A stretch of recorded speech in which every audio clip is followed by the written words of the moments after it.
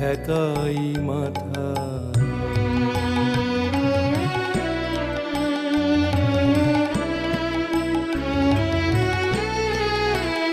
তুমি মিশেছো মোর দেহের সনে, তুমি মিলেছো মোর প্রাণে মনে।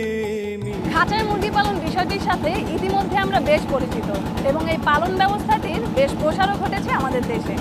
কিন্তু ঠিক এই মুহূর্তে যদি আপনাকে বলা হয় ভাসমান জালের খাঁচায় মাছের চাষ, আপনি একটু অবাক হবেন। কিন্তু অবাক করার মতো হলেও আসার কথা হচ্ছে যে ঠিক এই মুহূর্তে নরসিংদী জেলার অনেকেই নদীর উপর ভাসমান খাঁচায় করছে মাছের চাষ। আর তাদেরই মধ্যে একজন রায়পুর উপজেলার চরারালিয়া অঞ্চলের সুরজ মিয়া। দীপ্ত কৃষির আজকের অনুষ্ঠানে নদীর উপর ভাসমান খাঁচায় মাছের চাষ সহ তার অন্যান্য কৃষি জীবনের সার্বিক চিত্র আপনাদের সামনে তুলে ধরবো, সঙ্গেই থাকুন।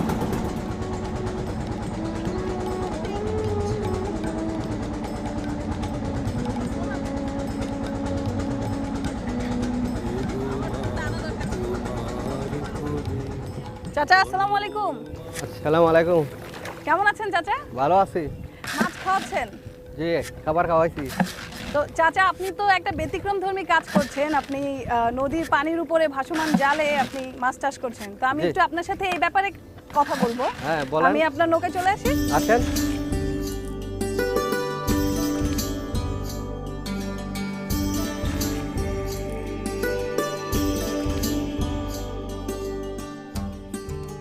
তো চাচা প্রথমে আমি একটু আপনার কাছে জানতে চাইবো, এই যে আপনি নদীর উপর খাঁচা তৈরি করে মাছের চাষ করছেন, একদম নতুন ধরনের একটি চাষ, অনেকেই জানে না। তো কখন আপনার এই চিন্তাধারা বা কোন চিন্তাধারা থেকে আপনি এটা করলেন? এইটা আমি 2008 সালেতে মনে করেন আমাদের মালিক ছিল লায়ন সাহেব। ওনায় লন্ডন থেকে লেখাপড়া করিয়া এইটা থাইল্যান্ড থেকে এই আবিষ্কারটা উনি আনছে। আনার পরে 4টা খাঁচা করছে। 4টা খাঁচা করে 1 বছর করার পরে উৎপন্ন ভালো দেখা ওনায় পরে 50টা করছে। 50টা করার পরে পরের বছর গিয়ে আবার ওনায় আরও 50টা করছে। এইভাবে উনি 120টা খাঁচা করছে। ওনার এনে আমি 2012 সাল পর্যন্ত চাকরি করছি। 2012 সালের পরে আমি নিজে এটা 20টা খাঁচা করলাম পয়লা অবস্থায়। 20টা খাঁচা করার পরে আমার এই 20টা খাঁচা প্রত্যেক বিক্রিতে আমার 2-2.5 লক্ষ টাকা করে লাভ হয়। আস্তে আস্তে আমি আজকে 2016 পর্যন্ত আমার এই 60টা খাঁচা করছি, 3টা পুকুর করছি। তো চাচা আপনি একদম ব্যতিক্রমধর্মী একটি চাষ করছেন, নদীর উপরে খাঁচা দিয়ে মাছ চাষ করছেন। তো এই চাষ পদ্ধতিটা আমাদের একটু বলেন। বাংলা ফাগুন মাসের থেকে নতুন সিজন শুরু করতে হয়। ডাল সিজনে এটা মাছে খাবারও খানা কোনো করিও না। 8 মাস চলে এই নদীতে আমাদের এই ব্যবসাটা। 8 মাসে আমরা 2টা বিক্রি দিতে পারি। এই খাঁচাটা হইল 20 ফুট লম্বা, 10 ফুট ফাঁস। আমরা নেট জাল দেয়া এবং ডাম দেয়া এই খাঁচাটা আমরা এই নদীর এই জায়গায় সুত আছে, এই জায়গায় আমরা তৈরি করি। আমরা অন্য জায়গায় পুকুরে টানো জমিন কাটা পুকুর করিয়া পুকুরে আমরা এই লেনু ফাইলা 3 মাস লাগিয়া পরে আমরা 40 টাকা কেজি হইলে নদীতে এনে ফালাই। নদীতে ফালাইলে এটা আমরা 4 মাস লাগিয়া নদীতে আবার মার্কেটে বিক্রি করে দিই। তো ঠিক আছে, এই যে একটা খাঁচা থেকে আরেকটা খাঁচার দূরত্ব কতটুকু রাখতে হয়? একটা খাঁচার থেকে আরেকটা খাঁচা 1.5 ফিট করে দূরত্ব। এই খাঁচাগুলোর গভীরতা কতটুকু হতে হয়? নেটের গভীরতাটা 6 ফুট।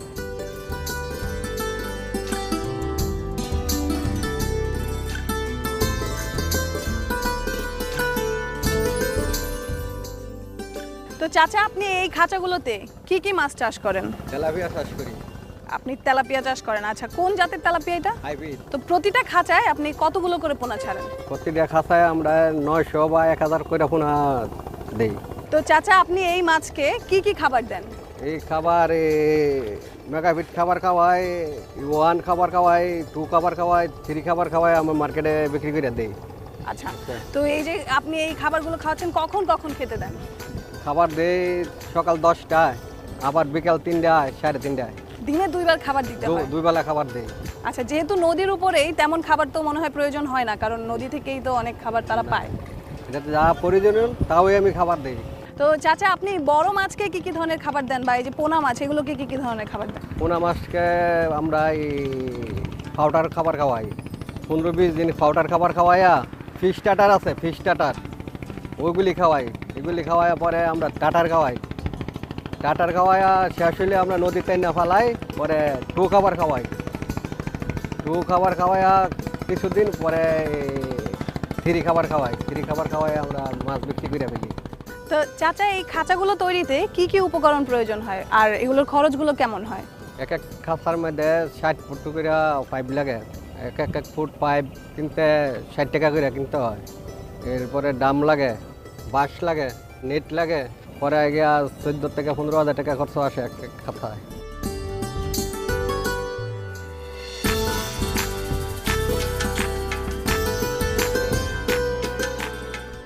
তা চাচা এই যে মাছ চাষ করতে নদীর উপরে আপনার পোনা ছাড়া থেকে শুরু করে খাঁচা বানানো এবং আনুষঙ্গিক সব খরচ মিলিয়ে আপনার বাৎসরিক কেমন খরচ হয়? বছরে আমার এই 60 টাকা খাঁচা আর পুকুরে মিলাইয়া 34 লক্ষ টাকার মতন বছরে খরচ যায়। তা এই 60টা খাঁচা থেকে আপনি যখন বছরে মাছ বিক্রি করেন আপনার কেমন টাকার বিক্রি হয়? আমার বিক্রি হয় 42 থেকে 43 লক্ষ টাকার মতন বিক্রি হয়। আচ্ছা আচ্ছা, তো আপনি বলেছিলেন যে 34 লাখ টাকার মতো খরচ হয়, তার মানে আপনার 7 থেকে 8 লাখ টাকা লাভ থেকে যাচ্ছে। জি, বেশ লাভজনক তাহলে।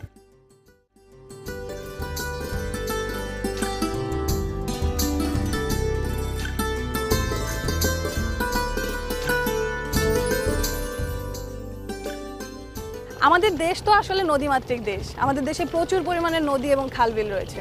তো যেহেতু এই নদীর উপর ভাসমানভাবে আপনার খাঁচা করে মাছ চাষ করা খুবই সোজা, সেক্ষেত্রে যারা এই চাষগুলো করতে চায় তাদের উদ্দেশ্যে আপনার কি বলার আছে? তাদের যারা আমাদের কাছে আর অন্য অন্য লোক আসলে আমি পরামর্শ দিয়ে দিই কীভাবে কী করবে। আরও আমার এক ভাই নরসিংদীর থেকে শহর থেকে আসছে, আয়া খাঁচা করছে, 1000 খাঁচা করছে। ও কিন্তু কোটি কোটি টাকা এখানে ব্যবসা ধরেছে।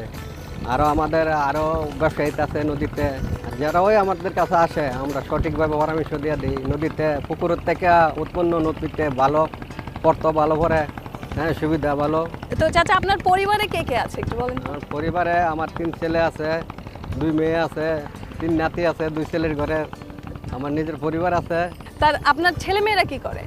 আমার এই বড় ছেলে এই প্রজেক্ট দেখভাল করে, আর এই মাদার ছেলে কুয়েত আছে, আর এই যে ছোট ছেলে লেখাপড়া করে ক্লাস 5-এ, আর মেয়ে দুজন বিয়া দিয়ে দিচ্ছি, বাহ। স্বামীর বাড়িতে আছে। আচ্ছা, তো চাচা চলেন একটু আপনার বাড়ির দিকে যাই। আপনার বাড়ির মানুষগুলো আপনাকে এই কাজগুলোতে কেমন ধরনের সাহায্য সহযোগিতা করে একটু তাদের মুখ থেকেই শুনবো। ঠিক আছে, চলেন।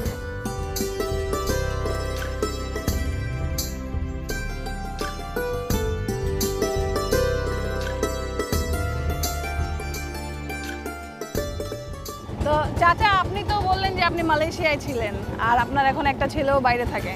তো আগের অবস্থা থেকে তো এখন অনেক ভালো অবস্থায় আছেন। জি, তো পুরোটাই তো কৃষি কাজ করেই নাকি? জি, কেমন লাগে আপনার এই ব্যাপারটা? ভালো। ভালো লাগে। তো এই যে দেখছি পানি দিয়ে ভরে গেছে, এটা কি পানিই থাকে সবসময় নাকি? এটা বিল। আচ্ছা আচ্ছা, ওইদিকে যেতে হবে। বাড়ি আমার। আচ্ছা,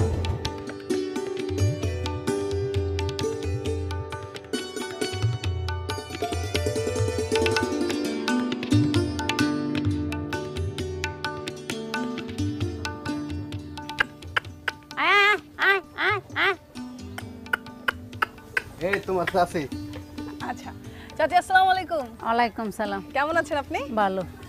আচ্ছা, কথা বলো, আমি আসি। জি ঠিক আছে, আপনি আপনার কাজে যান, আমি একটু চাচির সাথে কথা বলে বিদায় নিয়ে চলে যাব। তো চাচি মুরগি খাওয়াচ্ছেন না? জি, মুরগির খাবার দিচ্ছি। আচ্ছা, মুরগি মনে হয় খেয়ে চলে গেছে সব। জি। তো খেয়ে দুপুরে চলে রান্না বান্না হয়ে গেছে? জি, হয়ে গেছে।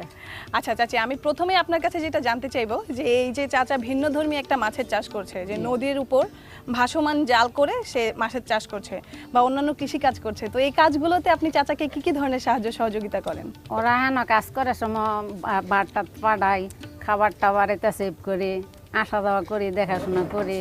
তো হেন গিয়ে আদার মাদার এলোমেলো থাকলে এটি গুছাই, সময়ে মাছ টাছ মরলে দেখি, বাড়িতে আসলে আবার দিঘাই পোনা টোনা মরলো কিনা, মাছটা ঠিক মতো আছে কিনা, সহযোগিতা করি। তো আপনার বাড়ির চারপাশে তো দেখছি অনেক গাছগাছালি, তো কি কি গাছ আছে আপনার বাড়িতে? আমাদের বাড়িতে ডাব গাছ আছে, কামরাঙ্গা গাছ আছে, বিলম্ব গাছ আছে, পেয়ারা গাছ আছে, সোয়াম গাছ আছে। তো চাচি আপনার বড় ছেলে তো বাইরে ছিল, সে এখন দেশে এসে চাচার সাথে তার ব্যবসায় হাত লাগিয়েছে। তো আপনি একটু ওনাকে ডেকে দেন, আমি ওনার সাথে একটু কথা বলবো। মনির হোসেন,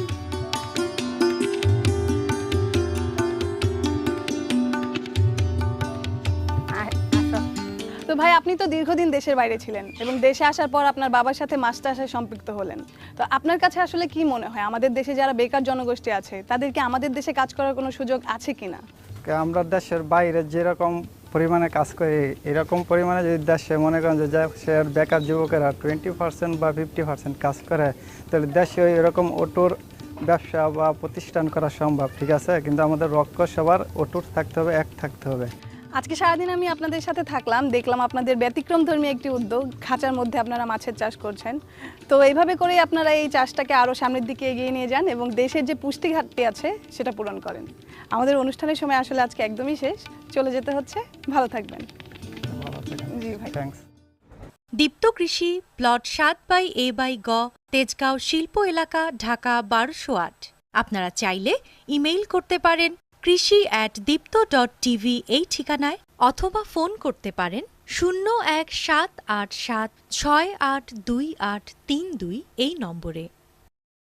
খাঁচায় মাছের চাষ পদ্ধতি দিনে দিনে আরও জনপ্রিয় হবে, হাজারো মানুষের কর্মসংস্থান সৃষ্টি হবে এই খাত থেকে। দেশে আমিষের চাহিদার ঘাটতি পূরণ হবে এবং দেশ হবে অর্থনৈতিকভাবে আরও সমৃদ্ধশালী। এ প্রত্যাশায় দীপ্ত কৃষির আজকের অনুষ্ঠান থেকে এখানেই বিদায় নিচ্ছি। ভালো থাকুন, সুস্থ থাকুন।